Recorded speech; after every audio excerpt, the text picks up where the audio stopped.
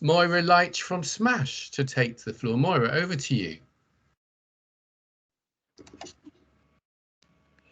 Morning, everyone. Morning. Hello. Right, I came in a bit last minute on this. I'm afraid I haven't prepared much, but I thought I'd just like to tell you a little bit about Smash. It is a well-known organisation in Swindon. It has been established for over 20 years. And its official title is Smash Mentoring and Self-Help Youth Project, which gives the game away as to what it's all about. It helps children and young people aged between 9 and 18 years of age. And up until last year, it was very much a volunteer-led organisation. Well, led as in had volunteer mentors. So the idea was that we would take referrals into the organisation, and we would match them with a volunteer mentor who would walk along with them for, I think, about up to 6 months, and then they would review and see kind of what the impact that was being made on their child and their progression out of either maybe they were being antisocial, maybe there was a bullying issue, maybe there was anxiety, for whatever reason that the referral came in. Now, I started with MASH 7 months ago, so I'm very new to this field and started in the middle of a lockdown. So it's always very interesting trying to work the organisation and the programme out. So this has been brilliant for me this week, because I'm learning so much about all the different organisations that are out there.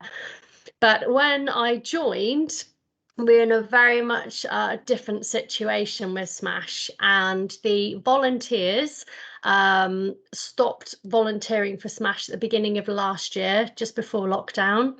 And then the case managers that we had in position remained in place. So we have 3 professional case managers, and they have been the ones that have been seeing these programs through our various lockdowns, moving from the face-to-face environment with the children and then into online work with them during certainly the last lockdown, and then now going back to face-to-face meetings again, but now in the schools and colleges. So rather than being out and about in the community, we're trying to keep it all very much COVID risk assessed, and we're doing one-to-one, face-to-face. And I think we've had about 56 to 60 children through the programme over the last year. So I'm really proud of them that they've managed to keep it all up and running. So we have 3 programmes, and this is where often we get a little bit of confusion now. We have 3 programmes running. The first programme is our wellbeing programme, and this is in a commission programme. We take referrals through the Early Help Hub, and the case manager will work directly face-to-face with the young children, one-to-one for I think it's up to 12 weeks. And generally they are children that have come through the Early Help Hub, but they're not CAMS or TAMS referred. So if they have TAMS or CAMS, we can't take them. But otherwise, they come through the Early Help Hub process. The second programme we have looks at the children or young people that are NEET or at risk of NEET. And that is a programme that is funded through Community First, Building Bridges. And again, the case manager will help with applications for college, will help get the children physically into the college and make sure that they are happy with their programmes, and will help them with either looking at either colleges, courses, or employment opportunities. Again, we're looking at the structure of this programme now as COVID is hopefully the restrictions are on their way out. And we're going to look at how we take that forward longer term, and whether or not that becomes something where we refer on to other organisations, or for like a longer term, maybe mentoring situation, or whether we get our volunteers back up and running again going forward. Now, our last programme is a schools engagement programme, and that tends to work between sort of 9 to 16 years of age. It is, again, it's funded currently through Children in Need, and it's in a 3rd year now of running.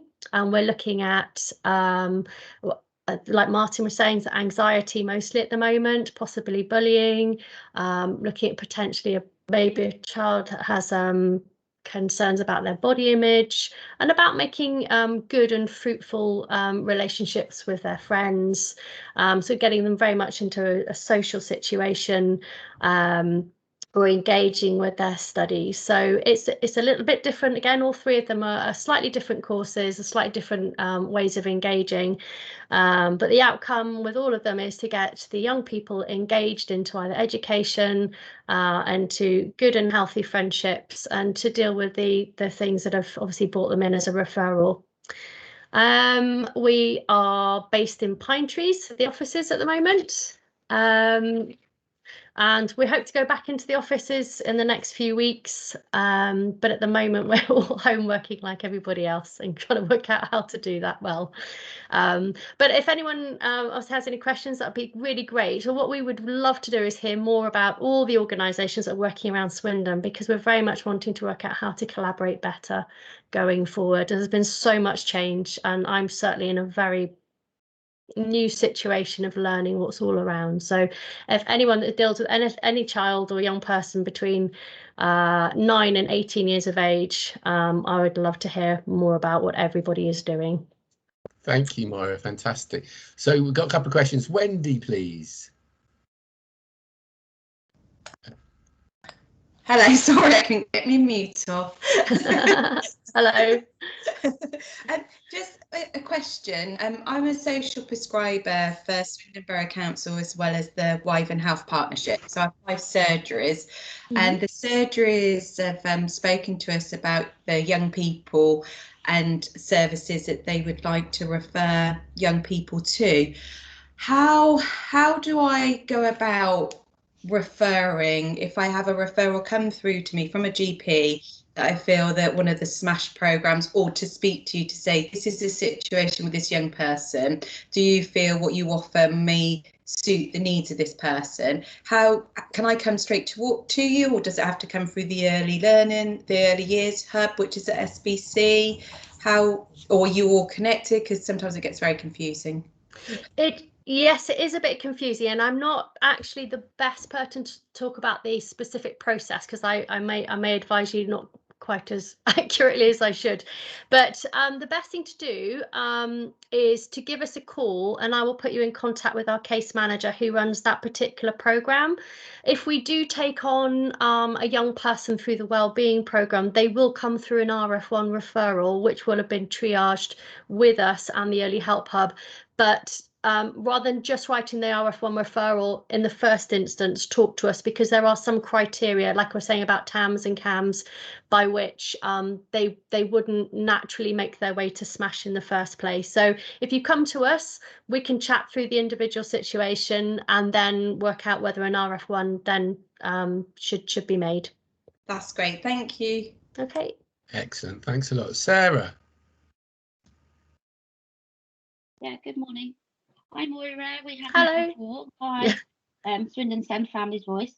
I am just wondering, you've explained these programs really succinctly and really well, and I'm just thinking of a number of families that would benefit from all of these.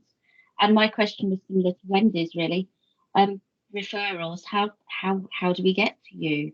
Do we have to go through a council organisation, a GP, or, you know, parents do know the criteria of their children, and could a parent just come to you and ask for help? Yes, so at the moment, we're really looking at how the programs are shifting and changing now that COVID is hopefully moving off the scene. To put it into context, at the moment, the schools engagement program is currently running in Nova Herod and the Swindon Academy. We will take referrals directly from the school, because they understand, again, kind of what referral criteria we're looking at. But we're looking at whether or not we expand across different schools. So it's kind of a little bit in flux and in a bit in motion at the moment. Okay. The NEAT program is based at one school currently, but again, we're looking at whether or not we go through a different process of referring out, so that we become more engaged across the community, because it is very specifically focused currently. The best thing to do really is, and we need to update our website, but the best thing to do is, if you have a query, is either to contact us directly, Okay. or keep an eye on our website. And I think as we update our programs and the structure of it, we'll be making that clearer. But they say the other referral will then come through Early Help Hub, which tends to cover sort of a wider range of the community rather than it being school specific. Okay. Do you reach colleges? I mean, because I know of a couple of young people that are having issues in colleges, especially with around anxiety and returning to learning at colleges. And you've mentioned Nova Herrier and Swindon Academy. I'm just wondering if you reach that older population. I think probably for the anxiety program, it does tend to cap around 16 years old at the moment. So I think that would miss the college, wouldn't it? Yes, our NEAT program are higher, but then again, they would have to be in a more of a NEAT situation. Yeah, sure. Okay, no worries. What's the situation with volunteers? Where have they all gone? Why are they not coming back? Yes, well, that's a very good question. When I arrived in September, we didn't have the volunteers. Now, I think maybe with the reshuffle and COVID, it made it very complex working out how to manage, particularly because then everyone was house locked, and the IT processes were not in place. During the second non-lockdown, the schools were open and we managed to get all the MS Teams up and running. So we were then able to run the face-to-face, not face-to-face as in online face-to-face. Online face-to-face. But then trying to get, I don't know quite how then at that point how we could have got the volunteers doing the online face-to-face. Certainly for me, just taking over it all and not actually having a full gauge over what was going on. I think now that hopefully the lockdown and all the restrictions are going, what we need to do is look at the structure again of Smash and see what's possible going through going forward. There was actually a staff restructure at the same time, so it's a case of then getting that support in for the volunteers going forward. Because I think mentoring is definitely the way to go for these young people who are struggling. Oh, absolutely. But I think what we are seeing is that there are quite a few, and if you were here on Friday, there are quite a few new organisations that are all bringing volunteer mentoring into the field. I think what we found is that also going through different processes of taking the young people on, that we're actually quite confident in the professional mentoring as a starter. To take that on board, and then we can see actually what that means for the volunteering side of it, maybe when that part of the process has been completed. So we're really very much trying to engage the new climate, I think, of what we're seeing, the increased levels of anxiety and the increased levels of various things going on, and kind of then how we take that forward, whilst also sort of thinking about the safeguarding and all that side of things. So it's a lot of change, a lot of change. Thank you for those questions. I'd like to bring in Fortunate now, if I may, please. Fortunate? Yes, so I was just going to briefly ask Real about the criteria for the well-being, because sometimes we get confused, some children where there's conflict between parents around contact issues, you support them, but sometimes you don't. So we get confused as to exactly what the well-being program is for. The wellbeing program is the commissioned program, so that is the one that comes through the Early Help Hub. So there's a large criteria of who will take on. Obviously, we need the consent of the parent and the child. If there are two parents, I would assume it would be both parents, at least the one where the child is living. The criteria that I know we can't take is TAMS or CAMS referred. There is a complexity around kind of where they are in the system, so I don't want to give sort of too much advice because I'm not the best person to talk about that. If there is a confusion, the best thing to do is phone in and talk to our case manager, and they will be able to advise you more clearly, because I know there are complexities around whether we would take on each child. Yeah, I think that would be really helpful because I sit in the MASH, so I deal with those referrals coming in, screen them, and then pass them to the early help hub. So sometimes we're just confused exactly what's going on. What do you guys do? Which children can be referred to you, and which ones cannot be? Okay, well, definitely. I mean, talk to the Early Help Hub, absolutely. I think the Early Help Hub is reasonably new, isn't it, as well? So again, I think we're all kind of trying to learn where it sits in the scheme of things. And I'm going to say I'm not the expert in the referral process, I'm afraid. So I wouldn't want to say the wrong thing. Is it Ben then that we need to speak to? Because I know Ben is someone there in the SMASH. Ben.